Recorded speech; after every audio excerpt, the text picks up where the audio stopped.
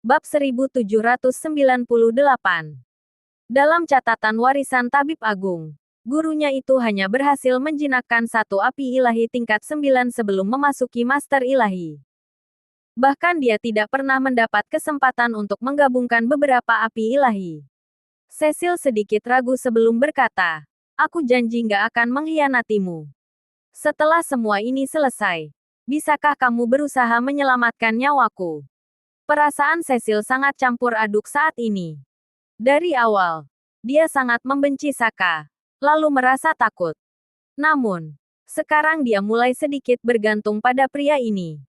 Kini, dia benar-benar berada di pihak yang sama dengan Saka. Namun, pada saat yang sama, dia khawatir Saka akan menganggapnya tidak berguna, lalu membuangnya begitu saja. Setelah berkata demikian, Cecil khawatir Saka akan menolak. Jadi dia buru-buru menambahkan, "Aku ini berguna. Sangat berguna. Aku pasti nggak akan mengecewakanmu." Sambil berkata begitu, Cecil menjilat bibir merahnya. Wajahnya juga tampak sedikit memerah. Sebagai seorang wanita, terutama wanita yang cantik, dia tahu kelebihan terbesarnya dengan sangat baik. Pandangan Saka tampak sedikit memanas. Ini memberi Cecil sedikit rasa percaya diri. Namun, Saka tiba-tiba tertawa sambil berkata, "Kamu nggak perlu menjadi bawahanku. Aku nggak mempercayaimu. Kalau kita berada dalam situasi yang sangat berbahaya, kamu mungkin akan mengkhianatiku." Dalam kondisi ini, di mana identitasnya harus tetap disembunyikan, Saka berusaha untuk tidak menggunakan serangga racun untuk mengendalikan orang jika tidak perlu. Selain itu, Cecil hanya bertahan di sisinya karena keuntungan bersama.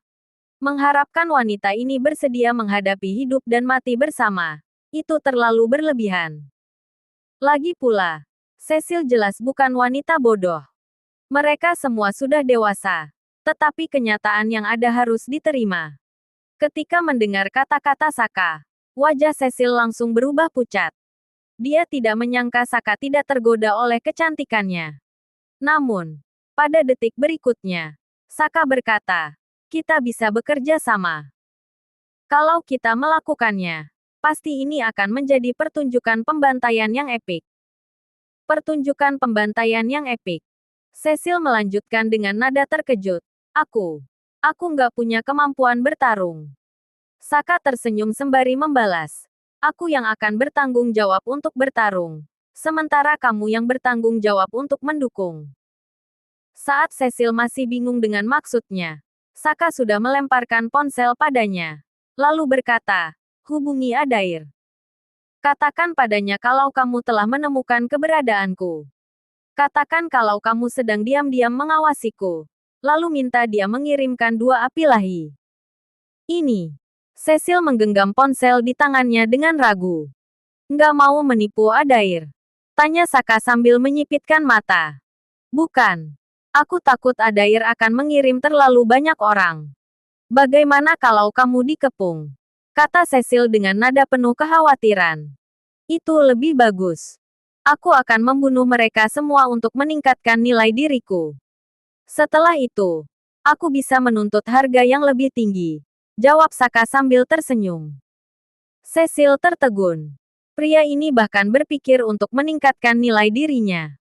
Di bawah desakan Saka, Cecil akhirnya menelepon Adair. Dia menyampaikan pesan seperti yang diajarkan Saka, memberikan lokasi yang ditentukan. Setelah telepon ditutup, Cecil berkata dengan cemas, "Adair bukan orang bodoh. Kali ini, dia pasti akan mengirim orang-orang yang sangat kuat." "Apakah mereka lebih kuat daripada 7 pilar abadi?" tanya Saka. Cecil tampak terkejut. Saka membandingkan dirinya dengan orang-orang ini. Kenapa dia bisa sesombong ini? Cecil hanya terdiam, menghela napas dalam hati. "Kali ini, aku benar-benar naik ke kapal bajak laut," batin Cecil. Saat mereka menunggu dengan tenang, Cecil memberi tahu Saka tentang situasi di Gunung Reribu. Jalan kejayaan hanya akan terbuka setelah seseorang mencapai Master Ilahi tingkat pertama. Namun, di dalam Gunung Reribu, Tingkat tertinggi api ilahi hanya mencapai tingkat 8. Di puncak jalan kejayaan, ada 8 api ilahi tingkat 9. Oleh karena itu, mereka yang benar-benar ambisius akan menekan kultivasi mereka hingga ke Master Ilahi setengah langkah. Menunggu yang lain mencapai tingkat Master Ilahi terlebih dahulu sebelum menyerbu jalan kejayaan untuk merebut api ilahi tingkat 9.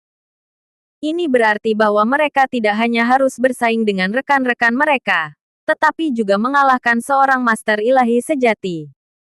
Jalan kejayaan memiliki reputasi yang luar biasa karena alasan ini. Saka termenung setelah mendengar itu. Dalam kompetisi di jalan kejayaan, Master Ilahi pertama yang ditemui mungkin adalah yang terlemah. Jika Xion telah mencapai tingkat Raja Ilahi setengah langkah, dia pasti bisa mengalahkan seorang Master Ilahi.